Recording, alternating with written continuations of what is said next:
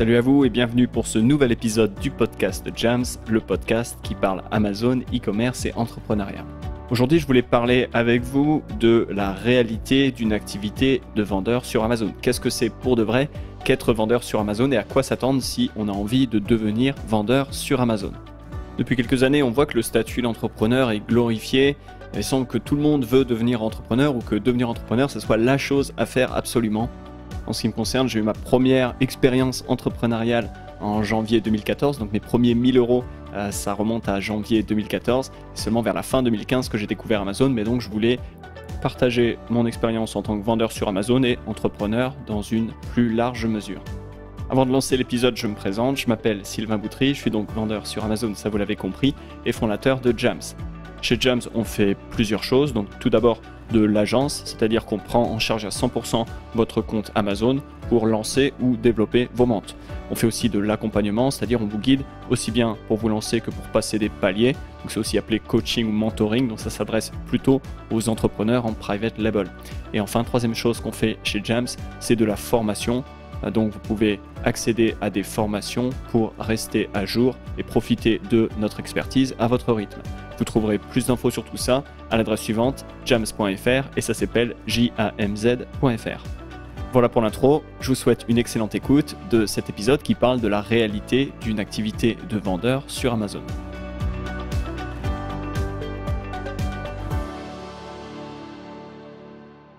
Réalité numéro 1, grandir une activité sur Amazon, ça prend du temps. Et donc, il ne faut pas sous-estimer le temps que ça prend.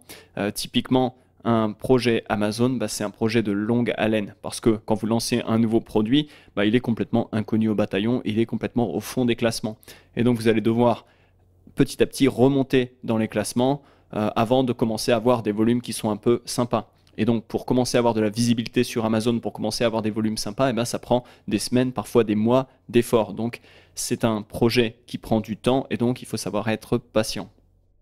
Il faut bien comprendre qu'Amazon n'attend pas votre produit pour gentiment le propulser tout en haut des résultats de recherche. Ça doit se faire étape par étape. Il va falloir remonter la file, entre guillemets, et tout ça prend du temps et des efforts.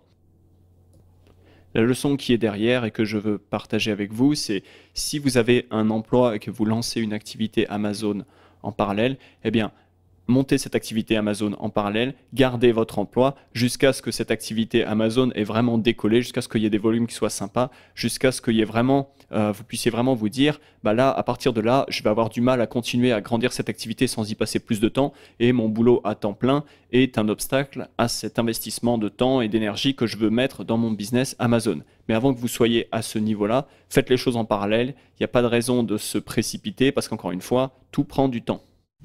Réalité numéro 2, le e-commerce et donc la vente sur Amazon, ça requiert du capital. Donc bien sûr un capital de départ pour commencer à lancer votre premier produit, vos premiers produits peut-être, mais après du capital pour réinvestir ce que vous gagnez dans la croissance. Il ne faut pas se leurrer, si vous voulez vraiment avoir une activité qui vous permette d'en vivre, il va falloir l'amener à plusieurs dizaines de milliers d'euros de chiffre d'affaires par mois minimum. Et dans ces cas-là, il va falloir avoir une certaine quantité de stock, il va falloir avoir un certain capital qui a roulé dans votre entreprise, qui a grandi et qui est là pour soutenir l'activité. Donc si vous n'avez pas ce capital ou vous n'avez pas la capacité d'attendre que ce capital grandisse, que votre activité grandisse suffisamment en réinvestissant encore et encore tout ce que vous gagnez, vous n'allez jamais pouvoir atteindre la masse critique qui vous permet d'avoir une activité qui vous permette d'en vivre.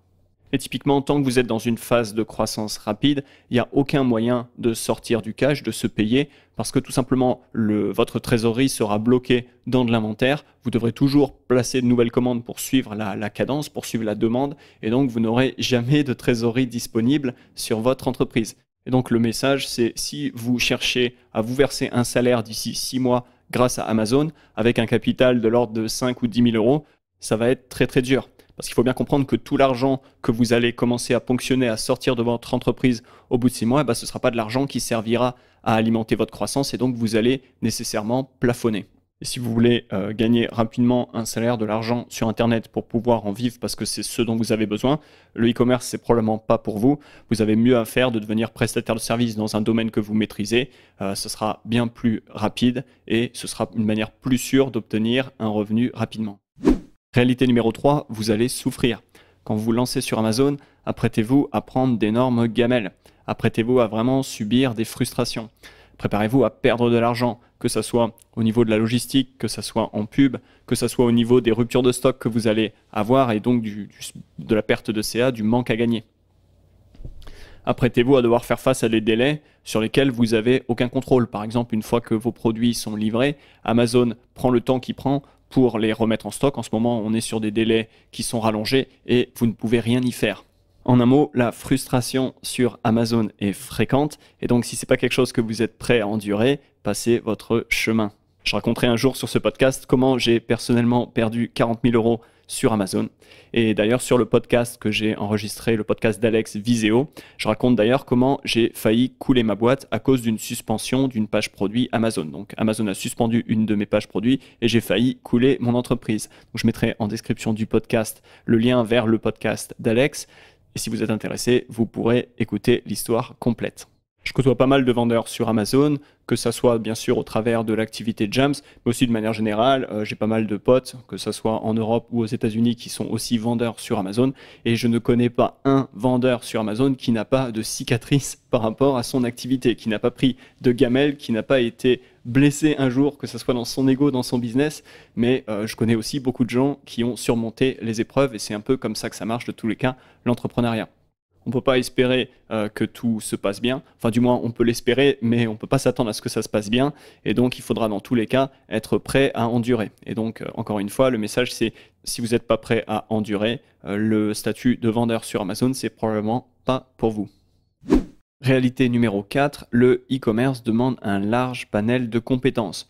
Donc on parle de créativité pour venir par exemple avec des idées produits, pour venir avec quelque chose qui est unique, négociation avec des fournisseurs, gérer la logistique qui peut être à l'international si vous importez depuis l'étranger. Vous avez tous les aspects marketing pour gérer des campagnes de pub par exemple. Vous avez le copywriting pour créer une page produit qui est convaincante. Vous avez besoin d'un esprit analytique pour vous plonger dans des rapports d'annonces et optimiser vos campagnes de pub, etc., etc. Il y a beaucoup de choses qui entrent en jeu dans une activité e-commerce. Vous avez aussi besoin de voir votre activité à différents niveaux, donc niveau stratégique, niveau tactique, niveau opérationnel. Vous devez être capable de suivre beaucoup de choses à la fois. En un mot, être capable d'opérer dans un environnement qui est vraiment dynamique. Alors quelque part, c'est l'attrait du e-commerce, à mon sens. C'est pour ça que c'est sympa d'avoir une activité e-commerce, mais il faut quand même acquérir toutes ces compétences et ça prend du temps. Il faut aussi accepter que vous ne serez pas bon partout. Et d'ailleurs, au début, il y a même beaucoup de chances que vous soyez assez moyen partout. Là encore, il n'y a qu'une chose à faire, c'est persévérer. Vous pourrez devenir bon à quelque chose qu'après plusieurs années de pratique, il n'y a pas vraiment d'ailleurs de raccourci. C'est un peu comme pour apprendre une langue étrangère. Seule la mise en pratique, seul le fait d'aller parler encore et encore, d'aller encore pratiquer cette langue avec des natifs, ça vous permettra de vraiment vous améliorer. Donc, persévérer et être patient parce que acquérir et maîtriser tout un panel de compétences, ça prend du temps. Réalité numéro 5, vous allez devoir vous pencher sur la gestion de votre trésorerie. Gérer votre trésorerie, c'est vraiment un élément clé de votre succès sur Amazon. Et si vous ignorez cet aspect-là, vous allez vous créer tôt ou tard des problèmes. Alors, il y a pas mal de personnes qui m'ont approché en me disant qu'elles avaient justement des problèmes, des questions par rapport à tout cet aspect-là de gestion de la trésorerie. C'est un sujet sur lequel j'ai prévu de revenir donc dans un futur podcast et aussi dans les emails que j'envoie dans la newsletter Jams. Donc si vous n'êtes pas encore abonné à la newsletter Jams, je vous donne rendez-vous sur le site. Donc c'est à l'adresse suivante jams.fr et ça s'appelle jamz.fr. Réalité numéro 6, une activité de vendeur sur Amazon, c'est une activité solo. Et donc si vous n'aimez pas travailler seul derrière un écran pendant des heures, si vous avez besoin sans arrêt du contact humain, eh bien ne lancez pas un business Amazon parce que vous allez dépérir.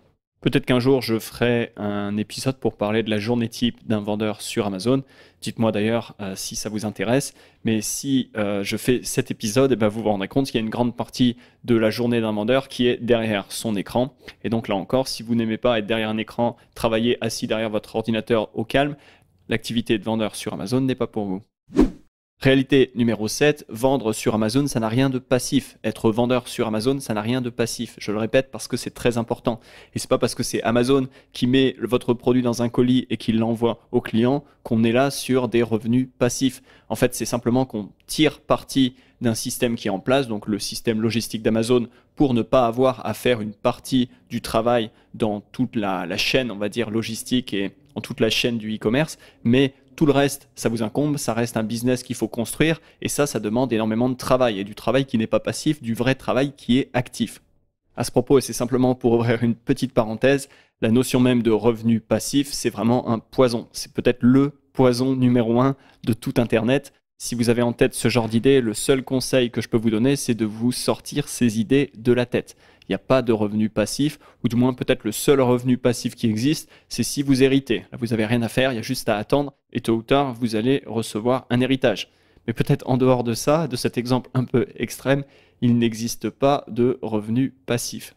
Voilà, c'est la fin de la parenthèse. Pour réussir sur Amazon, il faut travailler dur, il faut travailler longtemps. Je pense que vous l'avez déjà compris si vous êtes encore là à écouter cet épisode. Et donc, ne croyez pas au mythe des revenus passifs. Alors à ce niveau-là du podcast, j'ai déjà dû décourager quelque chose comme 95% des gens qui voulaient être vendeurs ou peut-être même des gens qui se sont lancés, qui se rendent compte que c'est dur. Mais ce que je fais, c'est simplement partager la réalité. C'est pas de ma faute si c'est dur et si la réalité est comme ça. Et la réalité numéro 8, c'est que vendre sur Amazon, ça peut être une formidable source de liberté.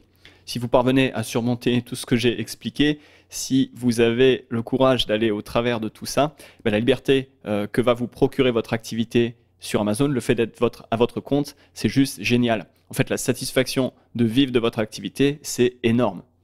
Et à partir de là, vous pouvez profiter de votre liberté comme bon vous semble, par exemple pour bouger, pour avoir de la mobilité géographique, mais aussi pour passer du temps avec les gens qui comptent. Quand vous avez de la liberté et que vous pouvez l'utiliser, c'est juste génial. Et donc, vendre sur Amazon, c'est un des moyens d'obtenir plus de liberté. Voilà pour les 8 réalités que j'ai partagées avec vous. Donc pour mémoire, réalité numéro 1, ça prend du temps. Réalité numéro 2, vendre sur Amazon requiert du capital. Réalité numéro 3, vous allez souffrir. Et oui.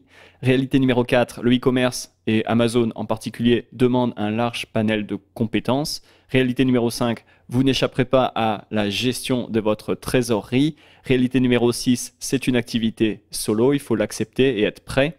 Réalité numéro 7, vendre sur Amazon, être vendeur sur Amazon n'a rien de passif. Et réalité numéro 8, allez, c'est quand même la bonne nouvelle, vendre sur Amazon, ça peut être une formidable source de liberté. Voilà pour l'épisode, j'espère qu'il vous a plu. Partagez-moi votre réalité, vos réalités, si vous pensez qu'il y a des choses que j'ai oubliées ou si vous voulez compléter quelque chose que j'ai dit, ce sera avec grand plaisir. Donc vous pouvez me contacter via le site jams.fr, toutes les infos sont sur la page contact. Il me reste à vous remercier d'être resté jusqu'à la fin et je vous dis à très bientôt pour un futur épisode. Bye bye.